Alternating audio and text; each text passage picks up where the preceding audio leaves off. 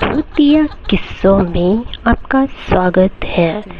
चलिए सुनते हैं आज की एक और डरावनी कहानी जिसका शीर्षक है घोस्ट इन द ट्रेन, यानी एक भूत ट्रेन में।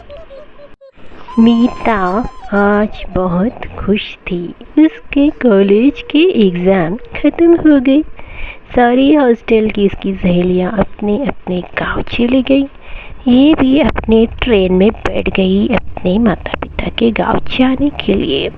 ट्रेन में बैठने से पहले बहुत सारी नॉवेल्स लेके बैठी थी, जो कि सारी की सारी भूतों के किस्सों पर ही आधारित थे। और कुछ खाना लेकर और कुछ चिप्स वगैरह लेके बहुत ही खुशी से बैठ गई थी। ट्रेन बहुत चलने लगी। सफ़र का मज़ा मीता ले रही थी कि उसे ख्याल आया कि कैसे हॉस्टल की सहेलियाँ और उसके क्लासमेट उसे बहुत डरते हैं, क्योंकि वह भूतों के किस्से सुनती, भूतों के किस्सों की नावल पढ़ती, सदा भूतों के बारे में ही कहती रहती। मगर उनसे उसको कुछ मतलब नहीं था। वो हमेशा भूतों के ही बारे में सोचती रहती थी। ऐसे ही उसने एक नॉवल पकड़ा और वह भूतिया नॉवल पढ़ने लगी। ये आदत जो मीता को लगी थी भूतों के बारे में पढ़ने वढ़ने की, ये आदत की वजह से उससे कोई ज़्यादा बात नहीं करता था, यानी कि उनके फ्रेंड्स। मगर मीता को इससे कोई फ़र्क नहीं पड़ता था। उसे तो अकेला रहना ही पसंद था। वो बहुत मज़े से रहती थी। ट्रेन चलती रही और रात के 2 बज गए। सुबह 8 बजे गाड़ी गांव को पहुंचने वाली थी।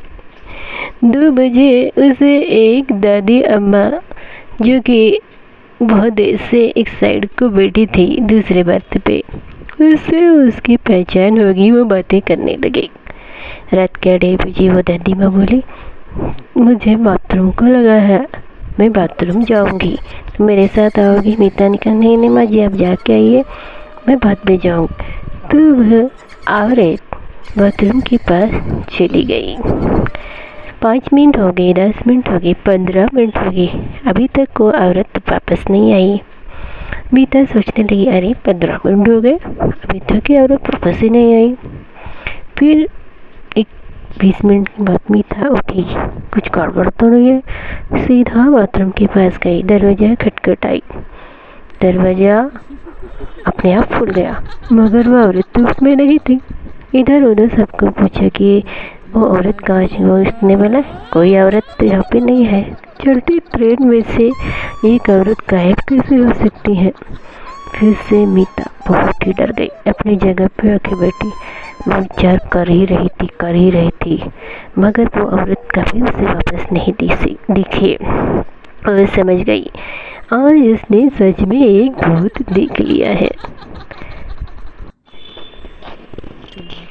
ऐसे सुबह हो गई, 8 बज गई। वो अपने गांव चली गई और कहानी यहीं पे थी, यहीं तक थी।